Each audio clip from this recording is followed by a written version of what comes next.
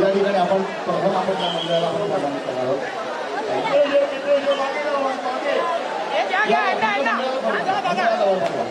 आपण मंडळाला सन्मानित करणार आहोत. साईंगाव शिवकोळीवाड्याचा मोठा देवी बोलिका बघा जरा जोरदार घ्या. नावाच्या मोठ्या देवी बोलिका पत्रक आणि छोट्या आल्या बक्षीस